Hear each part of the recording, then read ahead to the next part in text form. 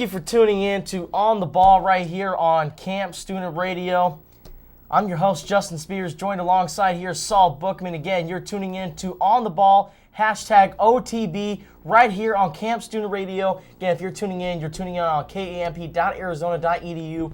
You can get that lovely app, just KAMP Radio, or you get the Arizona Daily Wildcat app, and you get the full trio of Arizona Daily Wildcat, UATV, and KAMP. Joined alongside here, Saul Bookman. Now, we're going to go ahead and talk Arizona football, but towards the middle of the show, we're going to talk some other college football and the college football rankings and the playoffs and things getting a little shaken up. And, of course, we always have to talk about NBA, and then we'll preview our trip to USC this weekend. So, Arizona football. Look, I'm just going to go out and say it. Their game against Washington, just awful. 49-3, Arizona scores a field goal on the opening drive. Washington then scores 49 unanswered points. Now, I'm not like an expert on football, but that was a whooping. Oh, that was terrible. What did you see this Saturday, Saul? My biggest takeaways is that this team is in complete shambles right now. Offensive side of the ball used to be a strong suit, not so much anymore. Defensive side of the ball has been weak all season, especially after the losses and the depletion of their secondary, Scooby Wright, and injuries all over the place. And even special teams isn't really producing anything anymore. So we got 3 points. That's not good enough to beat anybody in the country, and you can see the results of it right now. Now, everybody talks about the quarterback issues. Now, I'm just gonna say that Arizona has absolutely no quarterback right now. Last year they had a quarterback. Anu Solomon was the guy. Now, I don't even know what guy I'm looking at. Threw for 160 yards, 2 interceptions, and was sacked 3 times. Now, look, I understand being sacked 3 times isn't necessarily your fault, but come on. You can't find a way to get out of the pocket and create plays. Now, we always say his concussion, now he looks like a deer in the headlights. I don't get what's going on with Solomon. Well, after the game, Rich Rodriguez said that their entire coaching staff let the team down.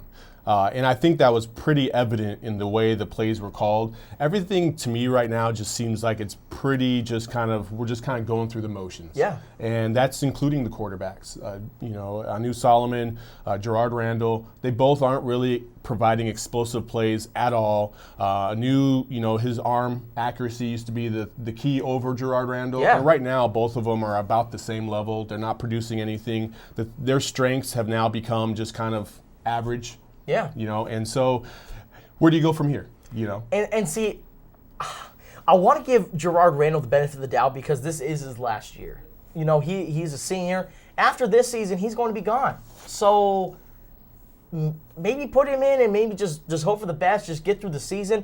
I don't know, but like you said, he didn't do much better this Saturday because he was supposed to be the relief pitcher to Anu Solomon. Look, I understand 7-11. It's not bad, but only going for 43 yards. And a quarterback that's known for getting it done with your feet, and you're going 54 rushing yards, it's just, can this season just be done? Sometimes you feel like you want it to be, but you know what? There's still 3 games. They still have a lot to play for. They still have a bowl game on the line. Every single game is a playoff game, essentially, for them right now. Yeah. And going back to your point about Gerard Randall and him being a senior, maybe that's part of the reason why he hasn't gotten the benefit of the doubt and hasn't been put in there because, you know what, at this point, you look at this team and you're like, we have to get ready for next season because we're already pretty bad right now. So who are you going to have next season? It's not going to be Gerard Randall. It is going to be our lovely friends, either Khalil Tate or Devin Monster. Yeah, 4-star quarterbacks. It's great. But now we talked about the offensive side of the ball and the woes going on over there. But now let's transition over to defense because, look, Arizona's defense, and we talked about this on the radio show the other night. Look, Arizona's defense is ranked 120 in the entire country, total defense. And like I said, they're in the midst, like in the conversation of teams like SMU, UMass, just awful teams. So where does this defense go? I don't know where, because they're giving up, was it 10 touchdowns in the past 2 weeks against Pac-12 North. And everybody talks about, Pac-12 South. If you're talking about Pac-12 South being competitive, why aren't the Wildcats whipping up on these Pac-12 North teams? It's like I said, it goes to your point of coaching and development. You don't, as a coach, when you bring in freshmen or even sophomores or redshirt freshmen, unless you're at Alabama's, and Texas's, you're not going to have a lot of development at that lower stage because we're recruiting 2- and 3-star prospects. So it takes them a little while to get going. And when it takes them a little while to get going, you know, you can see it on the field. We're plugging in players. And I will say this, moving forward, this is the best thing that could have possibly happened to Arizona because you're going to have those players that had no experience and got thrown into the fire. Well, next year when they have to step up, they're ready for it. So I think in the long run, this is going to be okay. You got to look at the silver linings, people. You got to look at the silver linings. But you look at a guy like Jarvis McCall. You know, he was a guy that started last season, started nearly every single game. But now he goes into this season and Devontae Neal makes a transition from wide receiver to cornerback. Cam Denson has another year under his belt.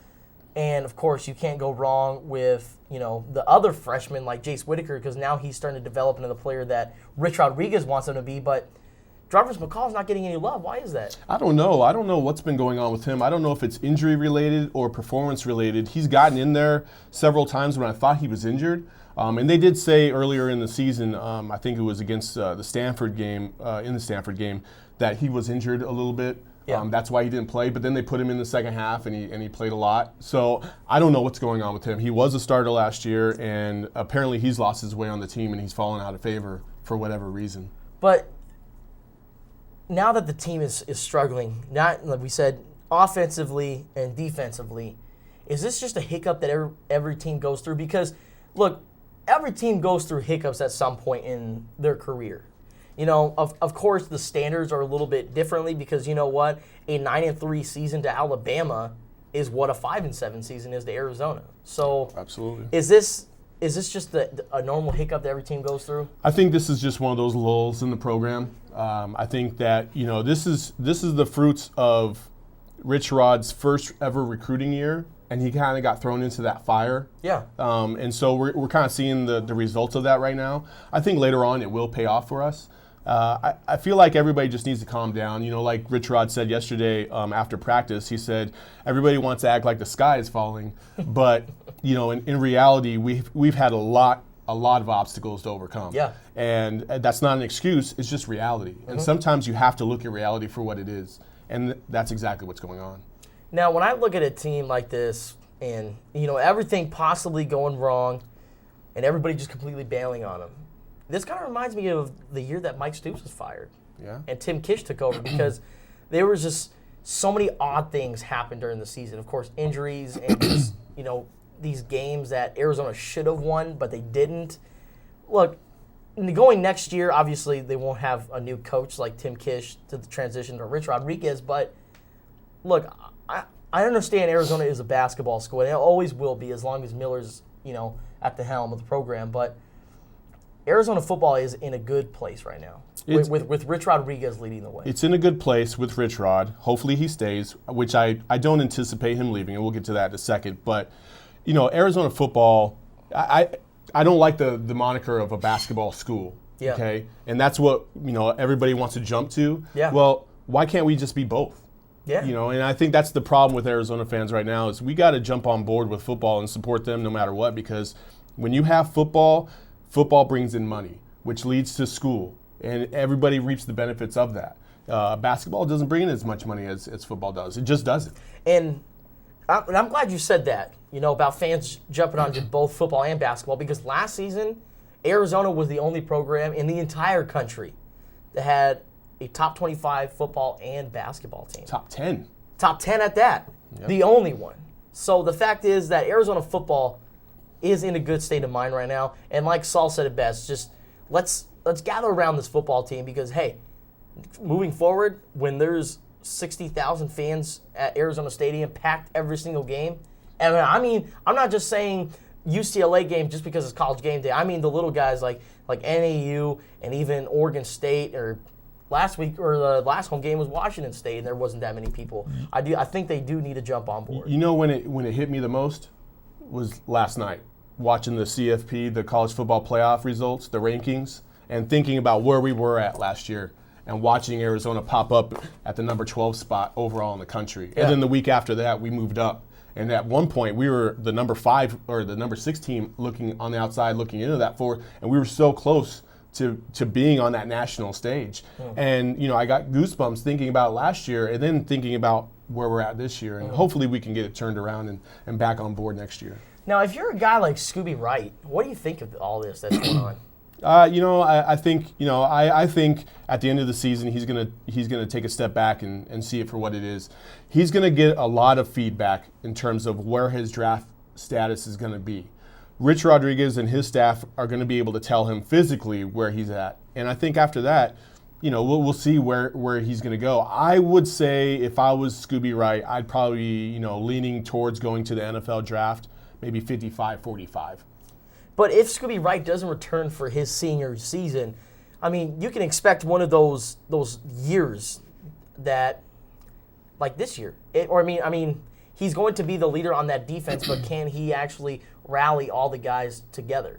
And you know what? In seeing Scooby Wright play the previous season, look, obviously they lost a few key players on the defensive side of the ball, but it wasn't that detrimental. And I do think that Scooby Wright is that glue piece that can keep this team together. And especially moving forward, having a guy like Scooby Wright on your team next season will be key. I think Scooby Wright staying would be a huge benefit to the program, but I think everybody overlooks the impact that Tremaine Bonder had on that team as well. Tremaine made some big-time plays for Arizona last year, and we don't have that guy this year. So I thought Will Parks was going to be able to step into that role, and he hasn't really stepped up the way I thought he would. So even if Scooby leaves, there's just another guy that's going to have to step up and raise his game to another level. Awesome. So we'll go ahead and talk more Arizona football at the top of the hour and preview USC and our trip out there to Los Angeles.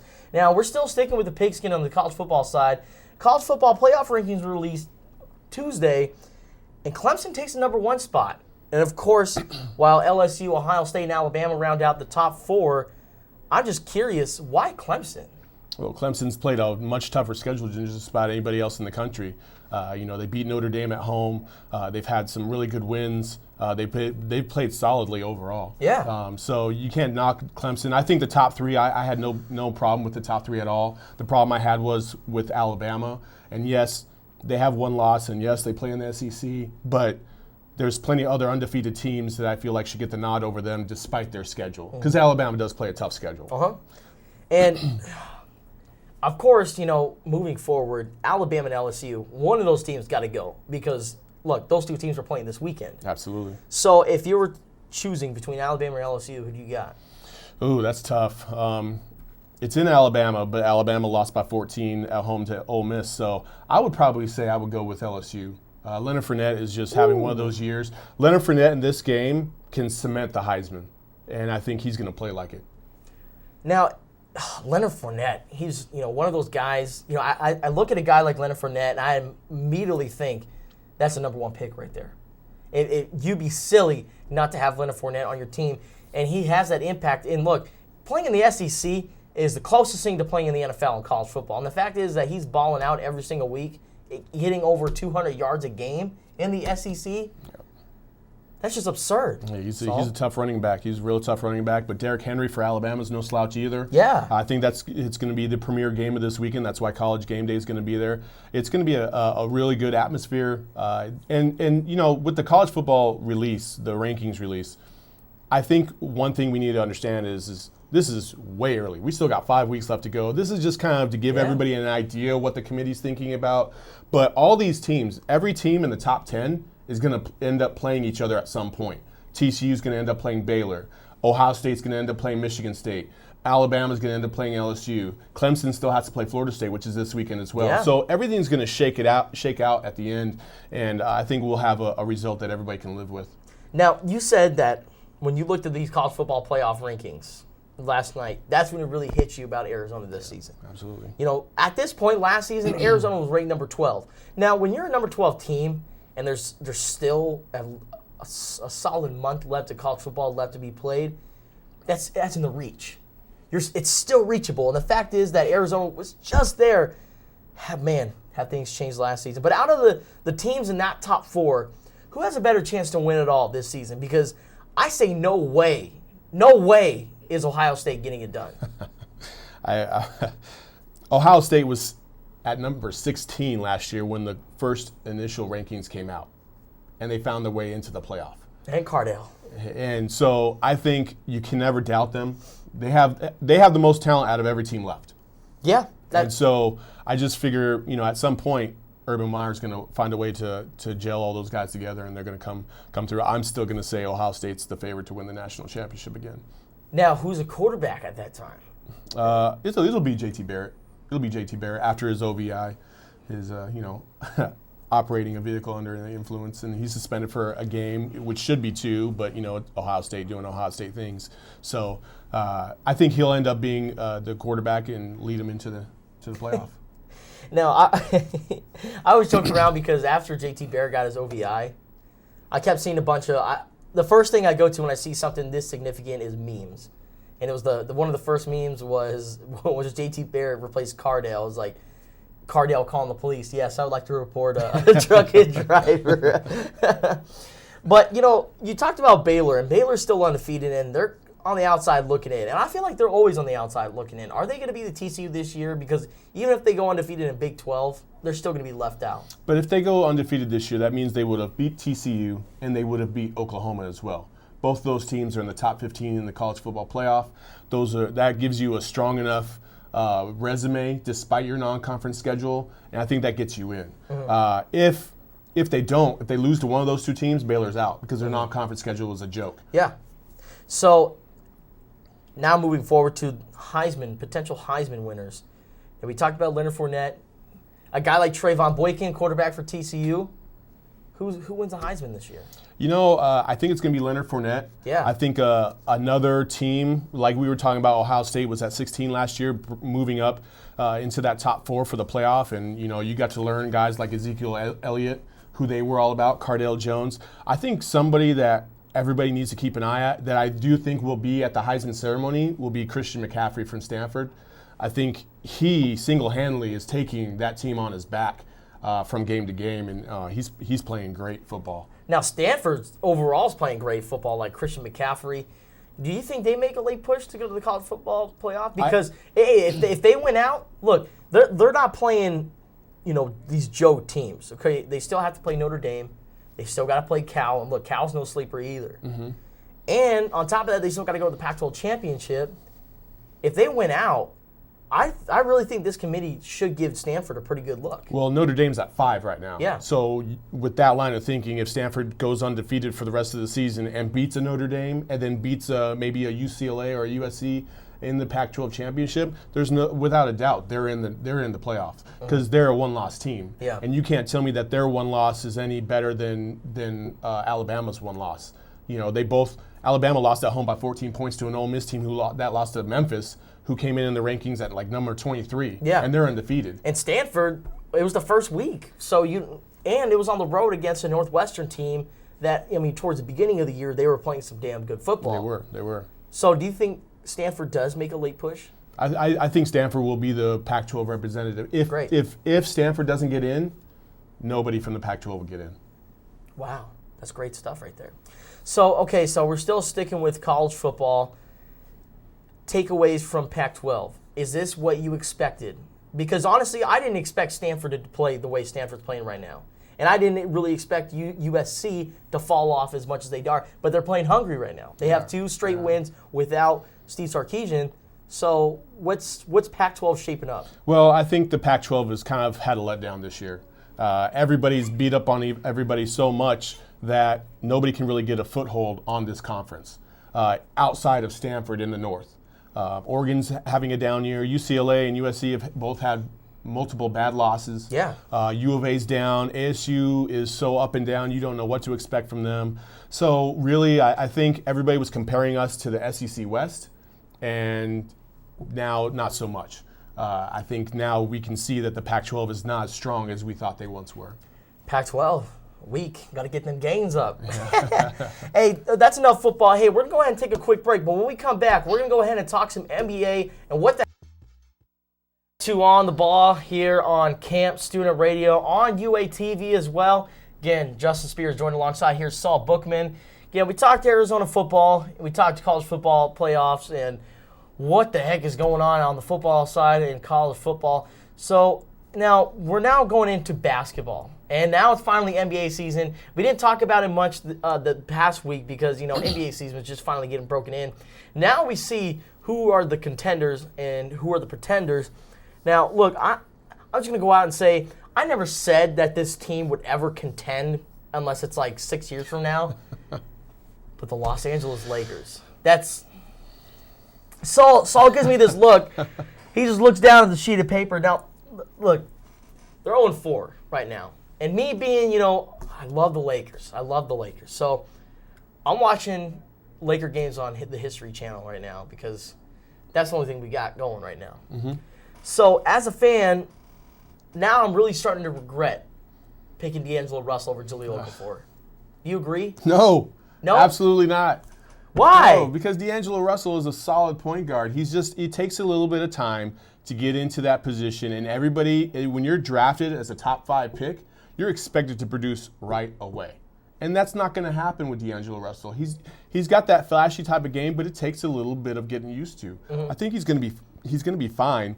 Jahlil Okafor is playing very well, and Towns is playing phenomenally right now. So when you see those two guys and the way they're producing immediately, you automatically go to, man, I regret this. But Russell, as a point guard, you're only as good as the team around you, and he has no team.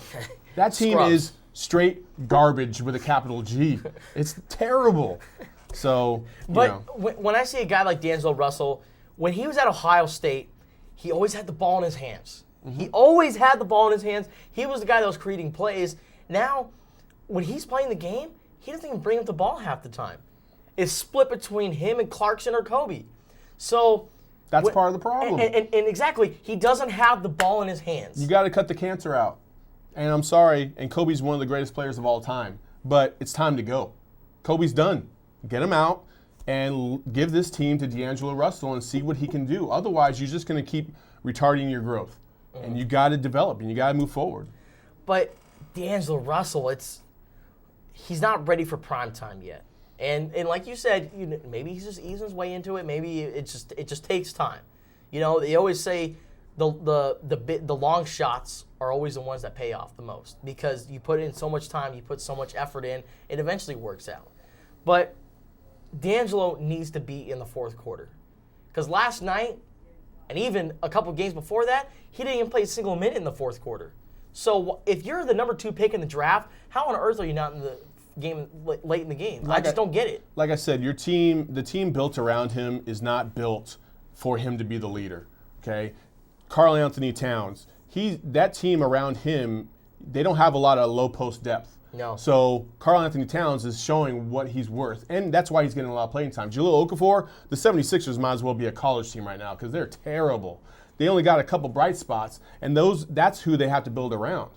Other than that, D'Angelo Russell is just like every other rookie in the league right now. They're getting minimal playing time, maybe 15 minutes or less, except for Rondé. And even guys in their second year aren't playing as much as people would like for them to. Because they think, as a rookie, you should step right in and be a LeBron James. Well, you know what? LeBron James is the exception, not the reality. So, you just got to develop. So if you're redoing this draft, if you're the Los Angeles Lakers, and you understand that in free agency you don't get that big man that you want, do you still pick D'Angelo Russell? I mean, if you know that you're not going to get the big man you want, then probably not. Yeah. But I was on board with the Lakers pick of D'Angelo Russell. I thought he was the steal of the draft because I felt like anybody who got D'Angelo Russell was getting a Steve Nash type of a point guard for the future. And Steve Nash even took about 5 years to develop in the NBA before he started to get the confidence with himself. By that time, he was shipped off to Dallas. He did great things at Dallas and then came back to Phoenix, and obviously we know what he did by them, winning 2 MVPs back-to-back. But D'Angelo Russell is that type of a player, in my opinion. You just got to be patient. Nothing happens overnight. Now, we talked about the rookies. Karl Anthony Towns, averaging a double-double. They're already 4 games into the season. This guy's already averaging a double-double. Now, Karl Anthony Towns, you think he is going to be the best player? I mean, moving forward from 6 years from now, will he be like a top 3 player? I think Karl Anthony Towns will be in the top 5 for sure. I think Karl Anthony Towns will end up being the best player that the Timberwolves have ever had. Cool. Yeah. Over KG. Well, KG didn't play there very long. That's true. Okay, so he went to Boston, yeah. But KG, guess who's grooming him right now? It's KG. KG's he's showing him the ropes, teaching him how to be a vet, teaching him how to be a pro, and you can see it paying off right away. So it's fantastic. And you know what I love about Towns too is he's in it. he's all in. He doesn't care if he's a rookie. He wants to win right away. He comes from Kentucky. Obviously, they have a winning program. He wants to win right now, and you can see it. Last night in their game, even though they lost, he balled out last night too. So speaking of balling out, Kristaps Porzingis. Now, everybody always criticized him, and I felt so bad for the guy because on draft night, and when they said this is the biggest night of his life, and they said with the number 4 pick in the 2015 NBA draft, the New York Knicks select Kristaps Porzingis. Boo! That's all I heard. All boos. Now, when you're a guy like that and you get drafted, I feel like if the Knicks even drafted Jahlil Okafor, you hear a couple Knicks fans start to boo. Probably. But that's just the way Knicks fans are. That's the way they roll. But Kristaps Porzingis, now he's starting to evolve into the guy that was a missing piece of that triangle offense that could be introduced into the New York Knicks system. I think eventually you will see the Knicks will try to move Carmelo Anthony away from New York. Yeah, they have to save some money on the cap, and they will start to build around Kristaps Porzingis because he is a phenomenal player. They compared him to Dirk because they always compare big white guys from Europe to Dirk Nowitzki, but he's that type of a player. He can play outside, inside. That's what he can do, and he's phenomenal. And when I look at a guy like Kristaps Porzingis, obviously the big white guy from Europe automatically goes to Dirk Nowitzki, but he also has a good post game too. Oh, yeah. And when I see his post game, I see Pau Gasol. Yeah. A guy that can play on the baseline and can cover each end, but he can also isn't afraid to step out of that zone and knock down the mid-range jumper. So I'm interested to see what Kristaps Porzingis can do. Yeah, it's going to be very interesting. What's funny is that we're sitting here, we're talking about the 2 worst teams in the NBA and the development of their rookies. And one team chose wisely, the other one right now has chosen poorly. But I think at the end of the day, both teams, the Knicks and the Lakers, will really flourish under these 2 particular players, D'Angelo Russell and Kristaps Porzingis. All right, now let's go ahead and talk about former Wildcats in the NBA. Now look, T.J. McConnell, he had 12 assists the other night. Now look, how many points did he have other than the 12 assists? Yeah, 6 points. 6 points. Now look, it's not the greatest. Because of course, when everybody looks at statistics in the NBA, they automatically go to scoring. They don't read the fine print. T.J. McConnell had 12 assists. My goodness, now they're potentially thinking about putting him into the starting lineup. Yep. T.J. McConnell is only the 4th guy in the last 5 years to have double-digit assists and no turnovers in a single game. He has more assists in less minutes than only one other player in Philadelphia Sixers history, and that was Maurice Cheeks, who's in the Hall of Fame. It was great to see him perform that way. He has real good control of that offense. They have Isaiah Canaan, who's their shooting guard, but in a point guard's body, so they put him at the point. He's a tweener.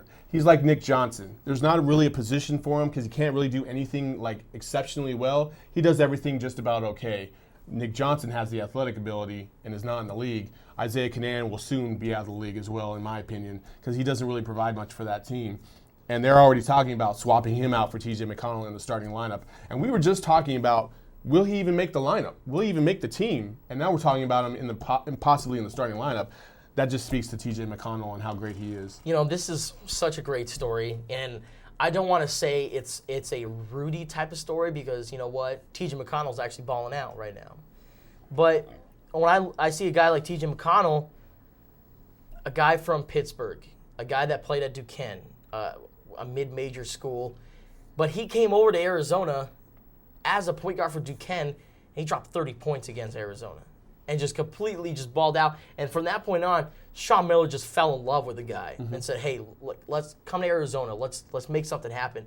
Then he transferred to Arizona, and you know what? Nobody even knew who he was when he transferred because he sat that first year out.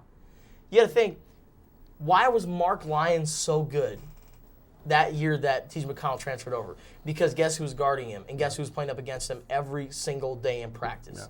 Was T.J. McConnell. And then T.J. McConnell becomes the next point guard. Okay, who's the guy that's the so-called leader of the team? Of course, everybody's going to go to Nick Johnson. But then the next year comes by, and he becomes a fan favorite. And when you become a fan favorite and you're competing with a guy like Rondé Hollis-Jefferson, look, T.J. McConnell is probably one of the best feel-good stories you could ever hear about coming out of the Arizona basketball program. I mean, he's solid. He was solid coming out. When he transferred from Duquesne, I remember them talking about how great Arizona was going to be when he started next year. Everybody knew that he was going to be the leading guy the next year, because that's just the kind of attitude he brought to the team. And he brought something that was desperately needed, some solid leadership, because none of the guys that came in the year before with Grant Jarrett, Ashley, and those guys, Zeus, none of those were a dominant personality.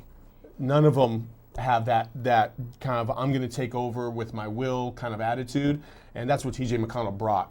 And he replaced Nick Johnson with that as well. Yeah. Because Nick Johnson kind of provided a little bit of that as well. So I think, in the NBA, the Wildcats that are doing well, Stanley Johnson's get a little bit of run, not so much as I thought he was going to. Every time I turn on the TV, it seems like the Pistons have the same starting five that have been out there the entire game.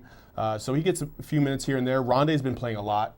He's been playing a lot. He doesn't score a lot of points, so you're not going to see him in the box score, but he does all those other things that we know he can do defensively. He hustles. But the one guy that I would say that is really playing pretty well, Derek Williams is playing really well. Yeah. He's actually getting his shot over in New York, and good thing they're absolutely terrible because he needs to be on a terrible team, because his talent level isn't to the level of where he was at Arizona comparatively. So, but see, he wasn't on really decent teams when he first got into the NBA, because Derek Williams, as soon as he got drafted, of course, he went to the Timberwolves, and that's when all $7 grand was created, and then he goes over to a program like Sacramento, and he still can't find a role there. He was more of just a guy that went out there and got rebounds. It was a freak athlete.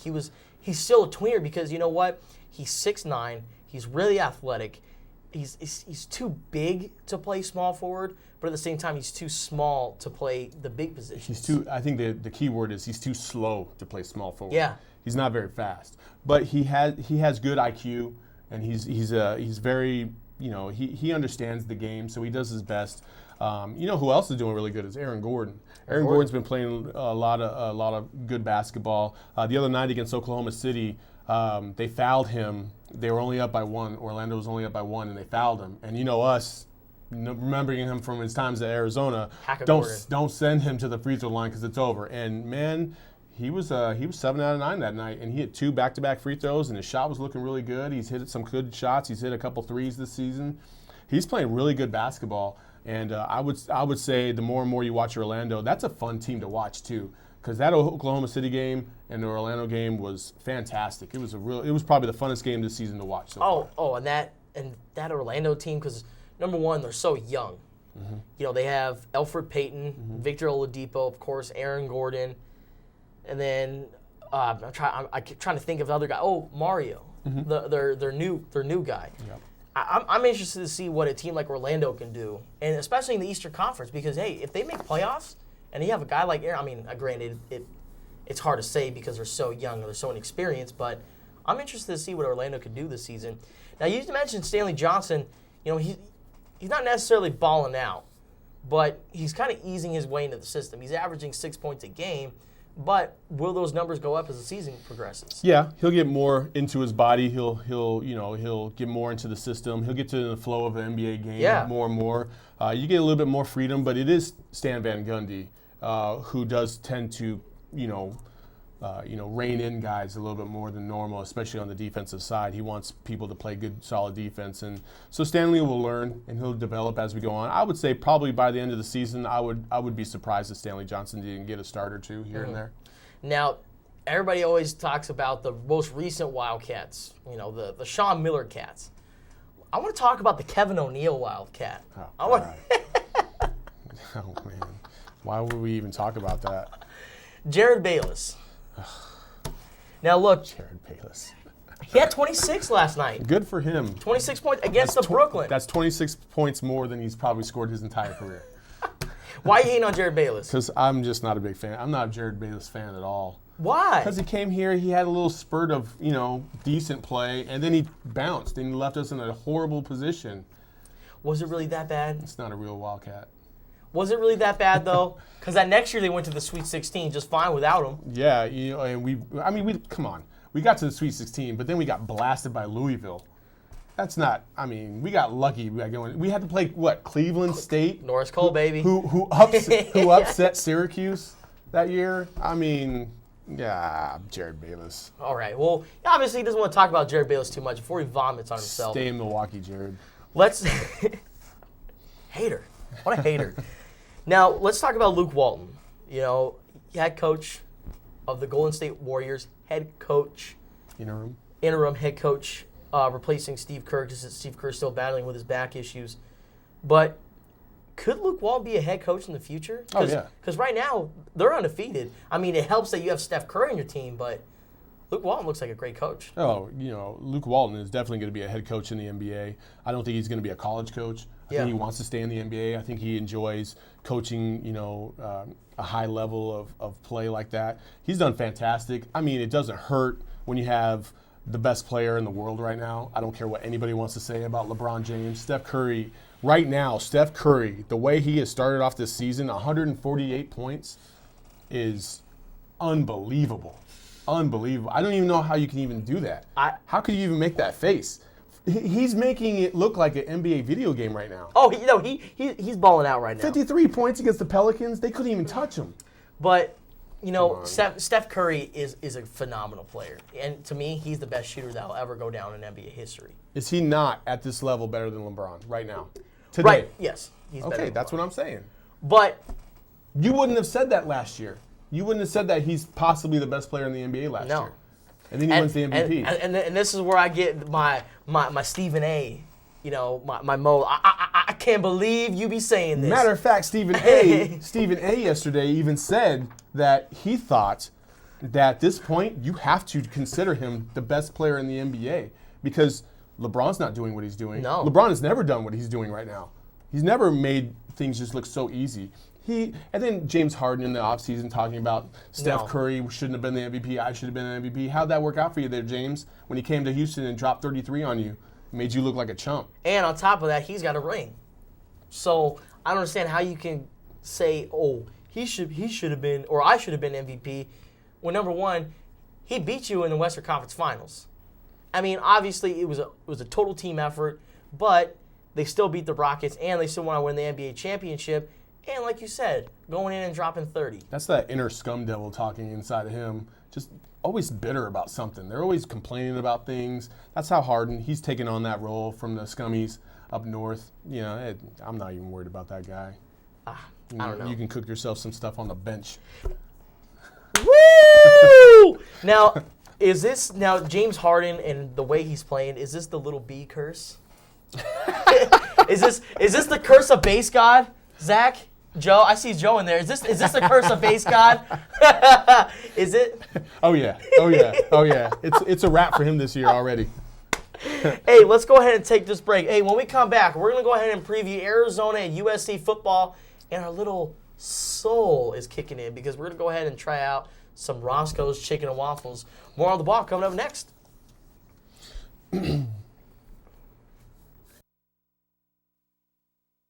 Of course, I'm your host, Justin Spears. We're going live. Joining alongside here, Saul Bookman. Now, we talked Arizona football, we talked college football, and we talked some NBA and whatever's going on in LA right now. But hey, we're still talking about LA. Arizona heading out to USC this weekend. Yep. Both teams are 5 wins. USC 5-3, Arizona 5-4. Both teams are trying to get into a bowl game. Now, look, this is a desperate game. Calls for desperate measures. And it should be fun because this game is going to be aired on ESPN. What are you expecting for this game, Saul? I really am. I hate to say this because I always feel like I should stay positive on this team. I think this is the first time this season where I feel like we're going to go into this situation believing that maybe we can be competitive and every game is winnable, but it's just not going to happen. And it's unfortunate because I think these kids, every college kid, every student athlete that I've ever met on this campus has been fantastic. But I just don't see how they're going to be competitive against USC based off of the showing against Washington. Yeah. Who has a better game? Arizona's offense or USC's offense? Oh, USC's offense, because they don't have the defense to have to go against like we do. Yeah. Yeah, that's a no-brainer right there. Awesome. All right, good. Do you have a score for me? Let's just say 37 points for USC and not a lot for Arizona. Hey, I'm going to go ahead and say 28, and you know what? I'm going to give Arizona the benefit of the doubt, 7. I say they actually score a touchdown. Would you look at that? But hey, we're going to Roscoe's Chicken and Waffles for this weekend. Absolutely. I'm excited for some soul food because number one, I've never had it before. You've never had soul food? No, I've never had Roscoe's Chicken and Waffles. I've had soul food. Believe me. Okay. I've had soul food. I've never had Roscoe's either. Obviously, I've had soul food, with my family. But I was thinking with soul food, I was thinking that Key and Peele episode where they talk about, they go to like Mama Sugar Bats, and he's like, he's like, let me get a rusty bucket full of fish heads wrapped in a razor wire. They just keep going on and on. It's crazy. But hey, should be fun. But yeah, Roscoe's Chicken and Waffles, USC this weekend. Again, don't forget Saul_Bookman. Follow him on Twitter. Stay up to date with everything you need to know about Arizona. If you're going out to the game, look us up. Yeah, feel free to give us a shout out and see if you can join in on the festivities. Who knows, you might find us. So Saul_Bookman at Justin Esports. Again, on behalf of Saul Bookman, I'm Justin Spears saying thank you for tuning in to On the Ball, presented by KAMP Student Radio right here on UATV. Thank you.